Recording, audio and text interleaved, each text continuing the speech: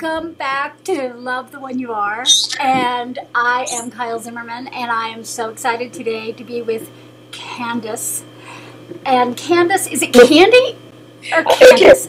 It's whatever you feel comfortable with. It used to be that my family called me Candy, and then I got all grown up and moved to New York, and everyone started calling me Candice because I used to be a designer. And then, you know, as I sort of got into myself again, I started calling myself Candy. So everybody who knows me pretty well calls me Candy. Okay, Candy Feel seems free. to roll off the tongue. Yes, totally. Easier. So, well, by the way, I saw that you have a big old mug of water or something. I wanted to share with you my cup, my glass. I love it.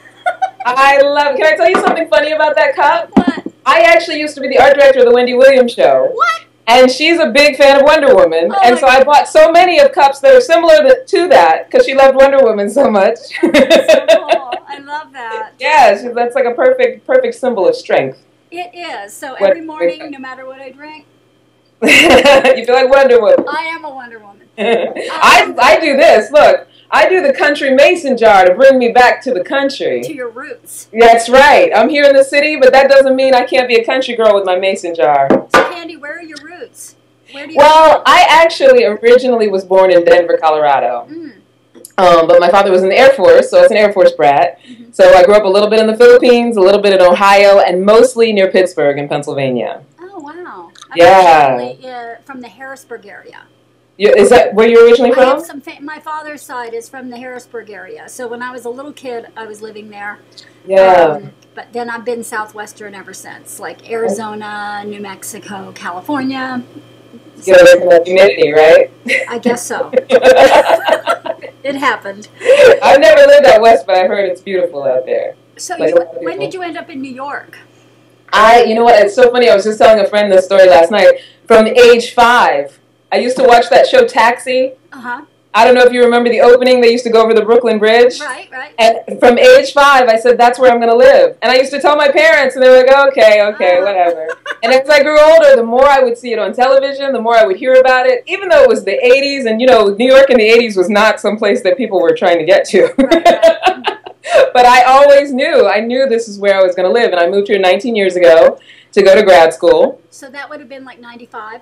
Yeah, 94, yeah. 94, so maybe 20 20 years. I'm sorry, I can keep track of that. I've been married now 17 years, so that's my marker. Okay. I hear you. So, so 94, 95, moved to New York. Yeah, and I actually moved here to go to grad school. Okay.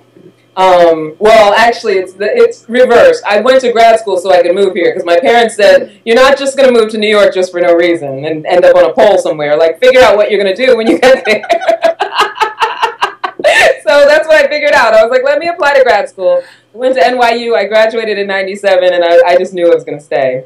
Oh, wow. That's so cool. And then how did you, I know you got involved in doing art directing and costuming, and is that something that you studied, like all of the art stuff?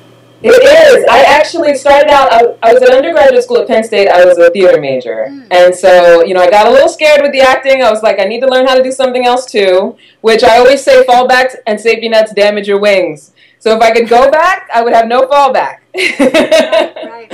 But, you know, it's good. I ended up going into design, which was a lot more backstage work, like costume design. And then grad school was design for theater, film, and television.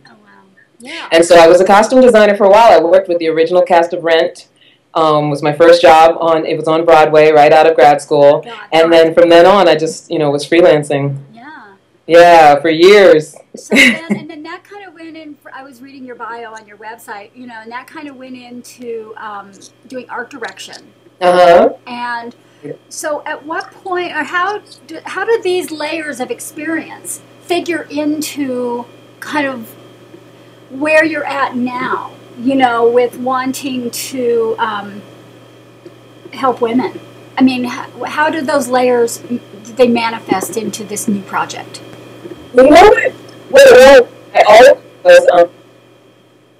I was always really with expressing my creativity. It was something I never had a problem doing. But in all the times that I was working, you know, and having what I call a day job and, you know, doing these different TV shows, it just expressed creativity. And, you know, granted I was getting a paycheck, but I never really felt like I was affecting any great change.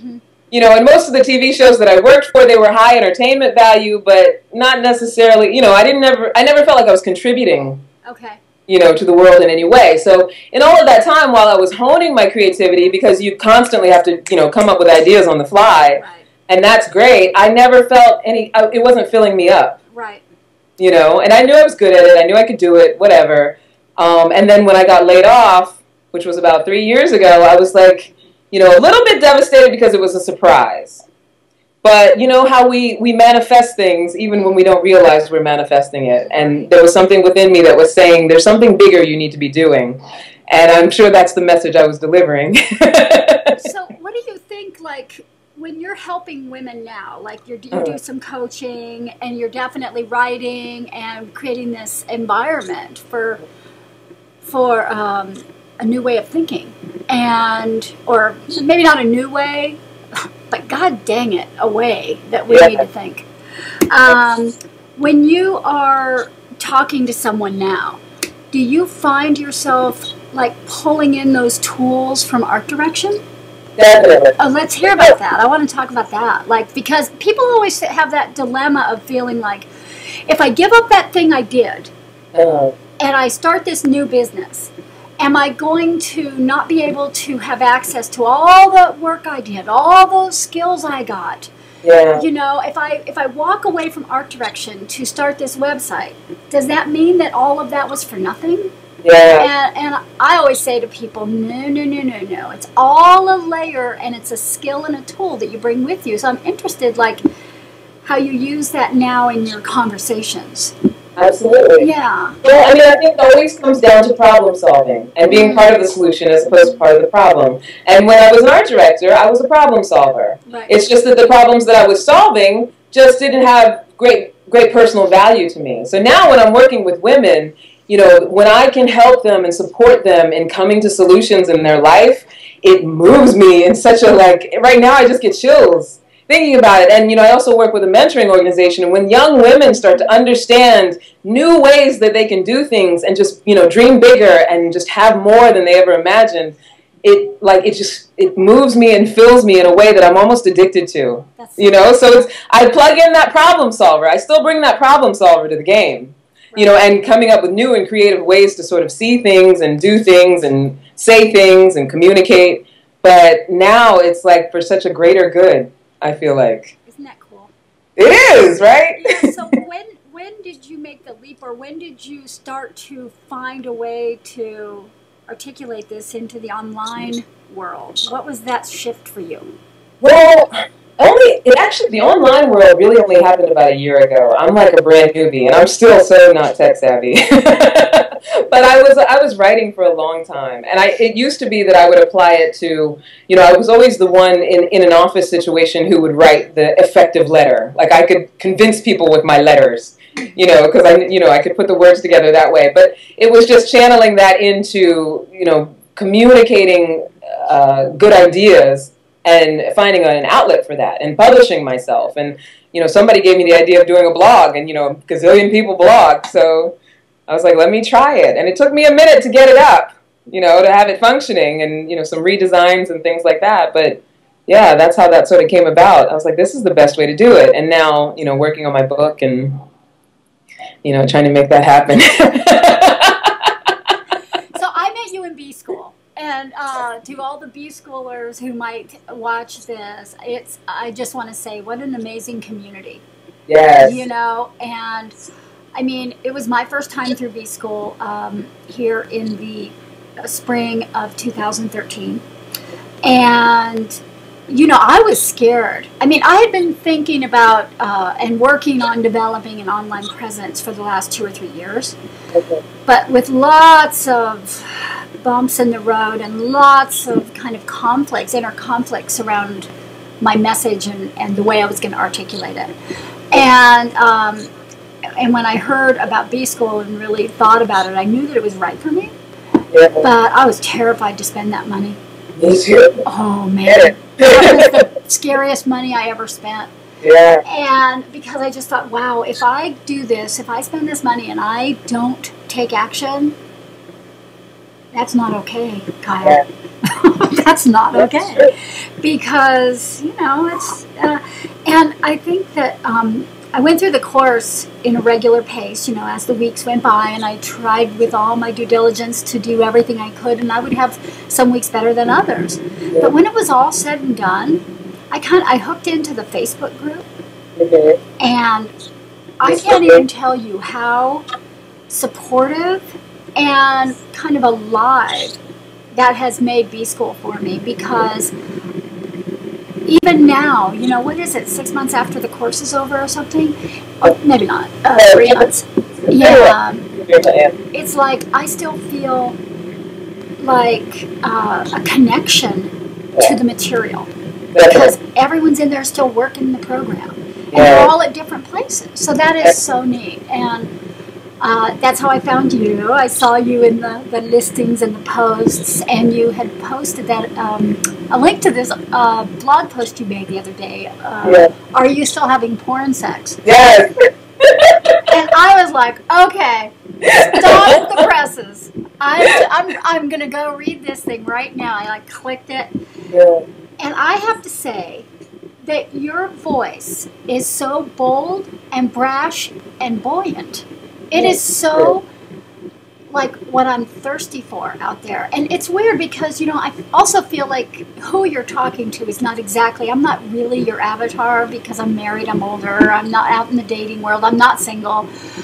But thank God for your voice out there in the air, because it's what they need. It's what we all need, because we need more honesty. So I just want to thank you for writing that, and and then when I got into your site and saw,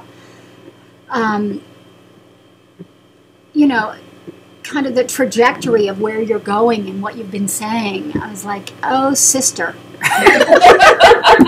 Sister. We're on the same page, right? I felt the same way with your site. I was like, we're on the same page here. Yeah.